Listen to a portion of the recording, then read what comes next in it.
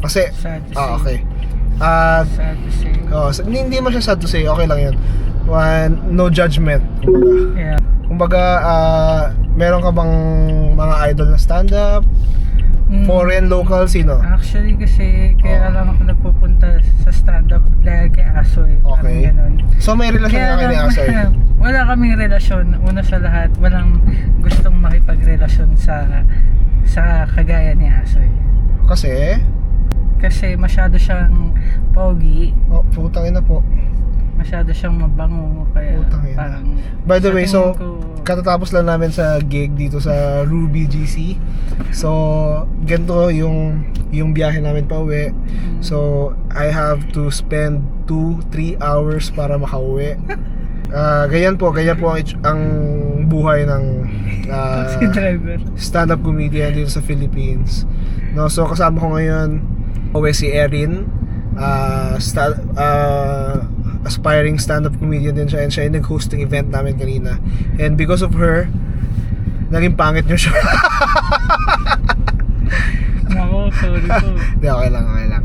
So, yun, ano sinabi mo, bakit, Masyado By the way, nakainom ako Huwag niyo akong susumbong sa kasi LTO. baka pag sa akin siya pumatol, Oo. baka malugi siya. Bakit malugi? Hindi ko mabibigay yung happiness na hinahanap niya. So, ganun. Ang pinag-usapan nito si Mike Asoy, no? yung guest ng unang episode. No? So, kumbaga, lugi si Asoy sa'yo. Yun yung gusto mong sabihin. Yun na lang. Kasi Hindi, kasi kahit ako, to be honest, kahit yung taong grasa, lugi sa'yo eh. Oo nga ayoko pa naman na ganun mangyari. Weird ko, Sa tingin ko walang taong meant for me. Oo. Hindi, ako naman, ang daming na-attract sa simula kapag tahimik ako.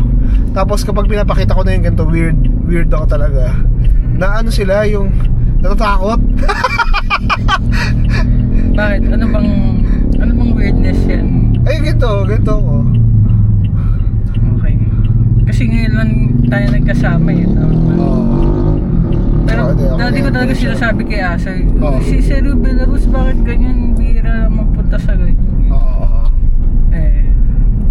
Sabi ko, ano ba si Seru? Hindi man lang ina-accept yung friend request ko. Di kasi akala ko akala ko magbibenta ka ng glutathione So, hindi ko Wala. So, guys, ngayon ihatid natin si Erin sa house nila. Aking bye. Buti, hindi kasi along the way naman, kumbaga, Cubao. Alam mo ba Cubao dati na Baliches din yan? There was a time, earliest memory ko, there was a time na Cubao na Baliches din. So, yun, along the way naman. So, kumbaga kahit na... Talaga? Anong the way pala yun? Along the way, Parang layo. kumbaga, hindi ka naman nakakaabala ka. Biglang lumiko Akala ko okay na Hindi. Yun nga, So, what do you mean kay Aso Bakit siya lugi? Ano bang... Kasi sa tingin ko... Pero, gusto mo si Aso? Gusto mo si Mike? Gusto mo si Mike? Never ko nagustuhan si Asoy. Never mo na... Pero siguro bilang kaibigan. Hindi, kunyari, Sorry Asoy Hindi, kunyari nakita mo siya nakaubad. Hindi, kunyari, ayan. Ayun na nga Kunyari, lasing kayo. Ayan. Lasing na kayo, kagaya kanina. Lasing kayo, inom kayo, ganyan. Tapos, nauna ka nagpakita ng motibo. Naghubad ka. Naghubad rin siya. Anong gagawin nyo? Nakahubad kayo parehas. Anong gagawin nyo? Siguro, sasabihin ko, Asoy, nakakadiri pala. Magdamit ka na lang ulit. Parang nasusuka na ako kasi kapatid lang talaga ang tingin ko. As in, para kayong Para kayong SpongeBob and Patrick. Parang ganyan, Actually, minsan tinatanong ako niyan. Yeah. Rin, hindi ka ba nalilibugan sa akin? Natatawa ka lang. Sabi ko, hindi. So by the way, si Erin, guys, is 34 years old na single. Gano'n ka na katagal na single? 6 years. So, the last time you've been in a relationship is when you were 28. Yeah. Right, no? So what happened, no? And then, pandemic started. Pandemic sa, ano ba? Ba't dinadamay may pandemic sa putangin ng buhay mo? Ano ba yan?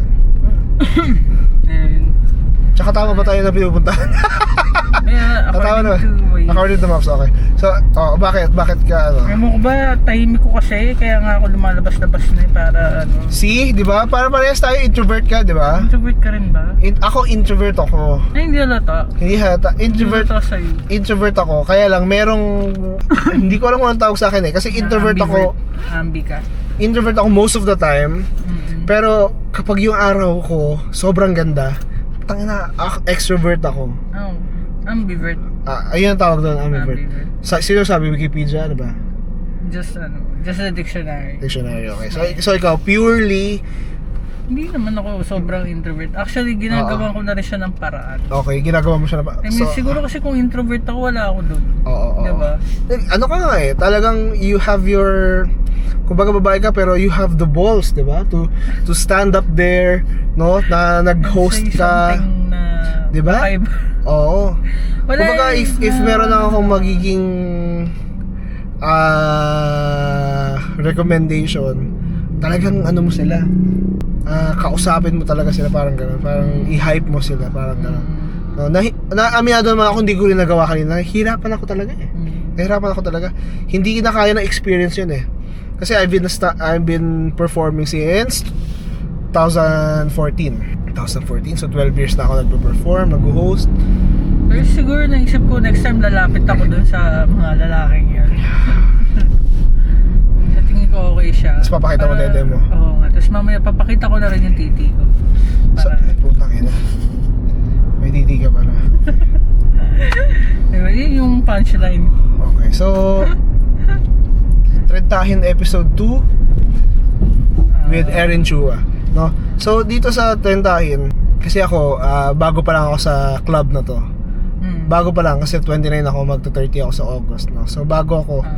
So I don't know what it looks like. I don't know what it feels like how to be 30, no? So you have to tell. You have to educate me. Paano maging 30? What can you suggest? Ayun. So, since actually alam ko nagbe-business ka eh, according to ASO. Yes. Tuloy mo lang. Oh. Sabi, nag-i-import ka eh. Actually, kasi nag-i-import din ako. Ano ini-import mo yun? Cosmetics. Cosmetics. Wow. Ay, sa China. Tara, benta Pero natin yan. hindi ako Europe Hindi ako gaya mong Europe. Sumabot ng Europe yung connection. Puro China lang ako. Tara, benta natin yan. Saan ba binibenta yan? Online? Shopee, Lazada, TikTok. Talaga? ganyan. Okay. Pwede ba tayong mag-ano dyan? Pwede ba tayong mag-connect dyan? Oo naman, pwede. Okay. Kasi Kaya siguro tayo magkasama ngayon para dyan. No? Kasi ako, maging seryoso lang tayo ng konti. No? Ako gusto ko talaga this year to next year, gusto ko mag-diversify. What do I mean by diversify? Gusto ko ilagay yung pa ako sa iba't ibang industriya. Okay. Yun yung gusto ko. Like what? Like yung hindi ko alam tapos aaralin ko. Like yan, cosmetic. For example lang, not to commit, no. Pero yeah, for example, cosmetic. Hindi ko siya alam, wala akong pakialam diyan, di ba? Wala siyang kinalaman sa buhay ko. But hindi ko siya alam eh. So diretso pala. Mali tayo na. Pero yun, so gusto ko siyang. So aside from selling card games, ano pang inaano mo? Saan ka pa ngayon? Yun lang. Yun yung main ko na business eh. Tapos yung main ko na business na yun yung nanganganak ng kung ano-ano. Na nagiging connected rin doon. So as much as possible, kung gusto kong mag-grow as an entrepreneur, kailangan ko maging uncomfortable. Kailangan kong pumasok sa mga bagay na hindi ko alam, tapos kailangan ko siyang matutunan. Okay. Yeah, no, dikit-dikit lang sa akin. So, dikit-dikit tayo sa isa't isa kasi Yep. may matututunan tayo sa isa't isa eh. Yep. Okay, so ako na yung nagtatanong eh. No? Yep. Nagulat talaga ako, introvert ka kasi parang hindi Hindi, ako introvert ako talaga. Nagulat ako. Kasi kung hindi ako introvert, puta, kinausap ko lahat ng girls kanina eh, di ba? Pero hiya ako eh. Kasi hindi ako sa zone eh. Wala ako sa zone. So parang pinababalik lang tayo. Puta na itong maps na to. Pinababalik lang ako eh.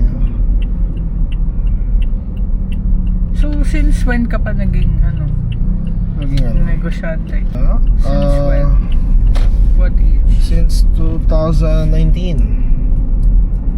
So, mga ilang taon? Mga 22, ganun. Malapit na malobat.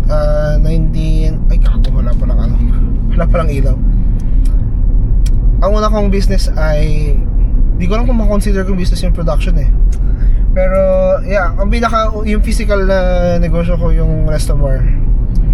Kasi nga, nagsha-show tayo sa bar. So, akala ko, kaya ko rin magpatakbo ng bar. Eh, hindi pala. Mahirap pala. Pero at least, Pero after magsara ng bar ko, doon ako natuto talaga. Doon ako natuto. I'm not saying na alam ko na lahat ngayon, pero being proud ka sa sarili mo kasi, di ba? yes. Kahit nag-fail, di ba? May natutunan ka dyan. Yeah. So, 34 years old ka na single. Balik tayo doon sa topic na yun kasi tangin na. Ano eh, madalang sa babae yung ganyan eh. Kasi ako ang experience ko, Erin, pag ang babae nasa 30 na tapos single pa, may mali na eh. Ay, good. Oo, may mali. May, kumbaga, you check yourself. Kumbaga, yan. Oo nga, no? Kaya nga ako lumalabas-labas eh, para... Kumbaga, you have to check yourself kasi hindi na pwedeng problema ng ano yan eh. Parang ikaw na may problema yan eh. Oo, sige, salamat dun sa pag-call out. Kung kailangan talaga kino-call out ka, no? You have to check yourself. Kasi yan ang first stage ng pagiging matandang dalaga, yung ginagawa mo. Oo, salamat po din na lang may call out. Yung ginagawa, kasi 34 ka na, di ba? Aminin natin. Okay, aminin natin. You have to be honest. Ang prime ng babae, 18 to 28. Yan ang prime ng babae, 18 to 28. Ang prime ng lalaki, for my point of view, 28 to so on. Okay, yun yung prime namin, 28 to so on. Okay. Ang babae, ang prime ng babae, 18 to 28. So 10 years ka lang magiging hot and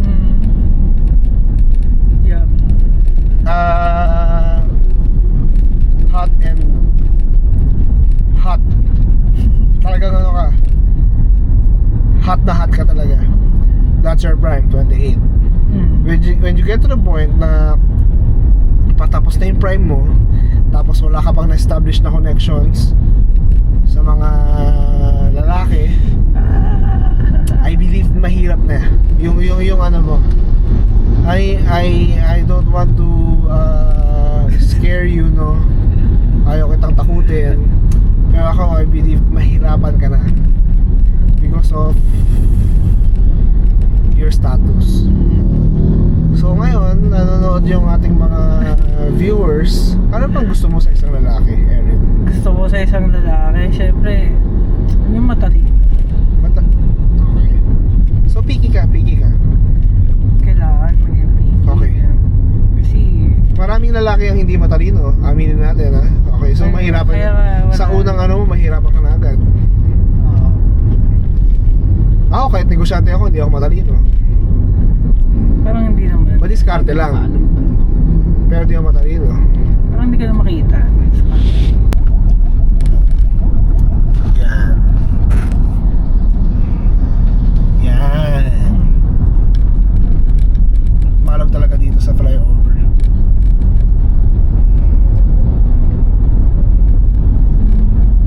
So, nasan tayo? Gusto sa lalaki. Gusto mo sa lalaki. Siguro hanggang maaari, may pera na siya. Alam mo kung bakit? Alam mo bakit may pera ang gusto mo? Bakit? Yun talaga ang sa akin yun ang innate needs ng babae. Pagdating sa lalaki. Sa ulo kasi pag kasi parang gusto ko rin yung lalaki na parang alam mo yun, nagsikap din sa buhay. Diba? Nagsumikap. Diba? Para marating mo yung gantong point. Kasi nakaka-ano na rin eh. Nakaka-pagod na rin. Dalawa lang yan eh. Mapipilitan na ako mag-enroll sa gym yan. Sinabi ko. Bakit? Mataba ka na ba for your preference? Hindi. Sabi mo, there's something wrong eh. There's something you have to check. Yes.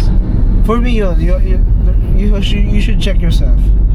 No? Awareness. Yun kasi yung magdadala sa atin sa Baka naman too quiet. yun yung magbabago sa atin sa changes.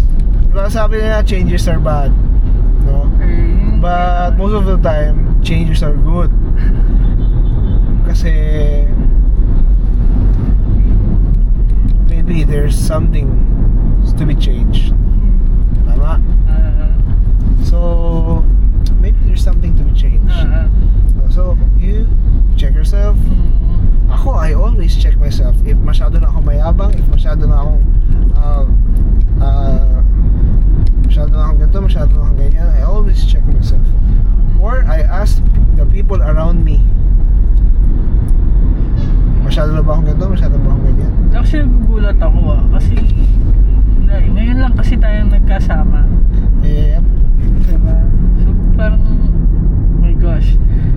Kaya nga parang gusto ko rin nakikipag-kaibigan. Kasi parang nagugulat kapag nakakausap mo sila eh. Yep. Diba? Yep. Alam ko kasi parang puro patawa ka lang. Oo. So, gusto ko sabihin na puta, hindi mo alam na May pagkaseryoso rin na. Kaya pa yan. So, yun.